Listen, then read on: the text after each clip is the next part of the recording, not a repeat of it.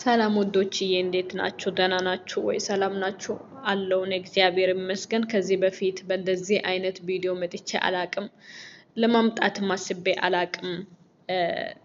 ብዙ ነገር እየሰማን ነው፣ ብዙ ነገር በአይናችን እያየን ነው። ግን በእውነት ብሷል። አሁን በሀገራችን ላይ የተፈጠረ ያለ ነገር በጣም ብሷል። ከመባሱ የተነሳ በእውነት ጨንቆኝ እንደ ራሴ ተሰምቶኝ እና የመጣሁት በእውነት ያን ቪዲዮ ሳይ በጣም እያለቀስኩኝ ነበረ ያየሁት። በጣም ነበረ ውስጤ የተሰማኝ። የሰው ልጅ እንዴት በሰው ላይ እንደዚህ አይነት በተለይ በህፃናት ላይ እንዴት እንደሚጨክን እኔ ግራ ገብቶኛል በእውነት። ሰው እንኳን ለወዳጁ እንኳን ለቤተሰቡ ለጠላት ማይመኝለት ነው ይሄ ነገር፣ ይሄ ድርጊት ለጠላት ልጅ እንኳን ሰው አይመኝም። ይሄ ሰይጣን ካልሆነ ሰይጣናዊ አስተሳሰብ ካልሆነ በስተቀር በኖርማል ማንም ሰው እንደዚህ አይመኝም ለማንም። እና ስለ ህፃን ናታን ትላንትና በተለቀቀው ቪዲዮ ስለ ህፃን ናታን ፋሲል በእውነት ነው በጣም ነው የተሰማኝ። የሀገራችን ሁኔታ ወዴት እየሄደ ነው? ለምንድነው ተገቢ ፍርድ የማይሰጣቸው?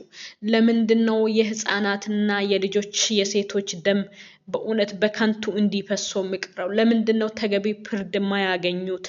በጣም ነው የሚያመው። በጣም ነው በእውነት ውስጤ የተሰማኝ። የራሴ ልጅ ብሆንሳ፣ በቤተሰቤ ላይ ይሄ ነገር ብፈጸምሳ በእውነት ብዬ በጣም ነበር ውስጤ ሲከነክን የነበረኝና አላስቻለኝም። ስላላስቻለኝው በእንደዚህ አይነት ቪዲዮ የመጣሁት። የኢትዮጵያ መንግስት ፍርድ ይስጥ። በእውነት እንደዚህ አይነት ነገር ዳግመኛ እንዳይደገም ተገቢ ፍርድ ብሰጥ እኮ ማንም ሰው ዳግመኛ እንደዚህ ህፃናትን እስከ ማረድ ድረስ አይሄድም። ተገቢ ፍርድ ስለሌለ ነው። በእውነት እላችኋለሁ። እኔ አሁን አረብ ሀገራቶችን በጣም ነው ማደንቃቸው። ማንም ደግሞ የነሱ ልጅ ለመንካት ድፍረት የላቸውም። ኢትዮጵያ ላይ እንደዚህ የማንም ደም ይፈሳል። ነገር ግን በአረብ ሀገር ላይ የማንም ደም እንዲህ በከንቱ አይፈስም። ምክንያቱም ተገቢ ፍርድ ስለሚያገኙ፣ ምክንያቱም የሞት ቅጣት ስላለው። በሀገራችን እንደዚህ ይጀመር። በእውነት ደከመን፣ ማልቀስ ደከመን፣ ማዘን ደከመን፣ ሰለቸን እንዴ! በህፃናት ላይ ለዛውም ያክስቱ ባል እንዴት እንደዚህ አይነት ድርጊት ያደርጋል? አሁን እንግዲህ ስለ ህፃን ናታን ሰምታችሁ ከሆነ የአባቱ ያክስቱ ባል ነው እንደዚህ የሚያደርገው፣ ለዛውም የወለደ። በእውነት ወላድ ይፍረድ። እኔ እንጃ፣ እኔ ከብዶኛል በእውነት። እኔ ምን እንደምል ራሱ ቃል ጠፍቶኛል። እንዴት ነው ሰው ማያስበው? 2 ልጅ ነው 3 ልጅ ያለው ሰው እኮ ነው እንደዚህ የሚያደርገው። እንዴት የራሱን ልጅ እያየ ይሄኛው ላይ እንዴት እጁን ያነሳል? ህፃን እኮ ነው፣ ምንም ማያቅ የ9 ዓመት አንድ ፍሬ ልጅ ለ1 ወር ያህል አግቶ፣ ለዛውም እናቱ በአረብ ሀገር ህይወቴን ቀይራለሁ፣ ኑሮዬን ቀይራለሁ፣ ሰው ሆናለሁ ብላ መታ የልጇን ሞት እኮ ነው ሞት።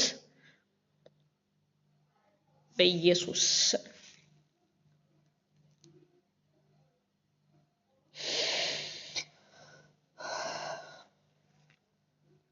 የልጇን ሞት ሰምታ እስኪ አስቡ እናንተ ብትሆኑ ምን ይሰማችኋል?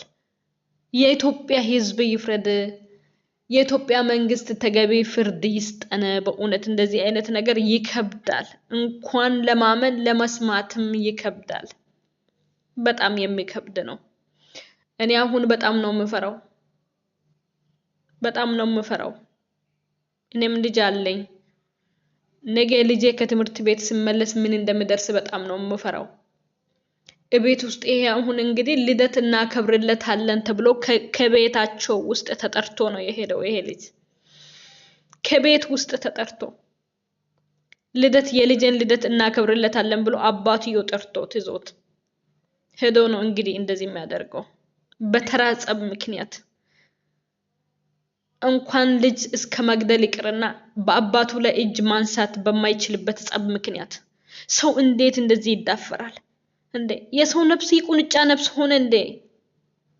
አራ የኢትዮጵያ መንግስት ፍርድ ይስጠን፣ ተገቢ ፍርድ ይስጠን። በእውነት እኛ ሀገራችን ሆነን መስራት አልቻልንም። ከሀገር ውጪ ወተን መስራት አልቻልንም። እቺ እናት አሁን ነገ ሰው አትሆንም። ይሄ አባት አሁን ነገ ሰው አይሆንም። ምክንያቱም እሱ ስራ ሄዶ እስኪመለስ ድረስ ነው ይሄ አጸያፊ ተግባር የተፈጸመው፣ አጸያፊ ድርጊት የተፈጸመው። የኢትዮጵያ ህዝብ በእውነት ተገቢ ፍርድ መሰጠት አለበት ለዚህ ሰውየው። የሞት ፍርድ ነው መሰጠት ያለበት። ምክንያቱም ሳይራራ ነው ህፃን ልጅ የገደለው። ብዙ በሶሻል ሚዲያ ላይ አይቻለሁኝ። ብዙ የሞቱ ሰዎችን አውቃለሁኝ፣ አይቻለሁኝ፣ በአካባቢያችን ላይ አሉ። ነገር ግን የዚህ ህፃን በጣም ከፋ። ከዚህ በኋላም እስከ መቼ እንደሚቀጥልም አላቅም። ነገር ግን የኢትዮጵያ ህዝብና የኢትዮጵያ መንግስት ክቡር ጠቅላይ ሚኒስትር አብይ አህመድ በእውነት ይሄ ተገቢ ፍርድ መሰጠት ያለበት ጉዳይ ነው። ነገ የራሳችን ልጅ ጋር ምን እንደሚመጣ አናቅም። ፍትህ ለዚህ ህፃን፣ ፍትህ ለዚህ ህፃን፣ ተገቢ ፍርድ ይሰጠን። በእውነት ምን እንደምል አላቅም። ለእናቱ መጽናናትን ይስጣት እግዚአብሔር አምላክ፣ መጽናናትን ይስጣት። እኔ እንጃ እንዴት እንደምትችል አላቅም። ለአባቱም እግዚአብሔር አምላክ መጽናናቱን ይስጠው። በቃ እነዚህ ሰዎች በምን እንደምጠገኑ አናቅም።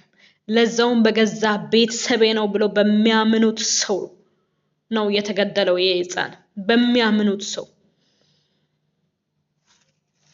አላቅም።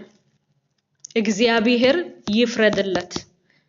እግዚአብሔር ስለዚህ ህፃን በእውነት ደም ግድ ይበለው። ከዚህ በላይ ምንም ማለት አልችልም።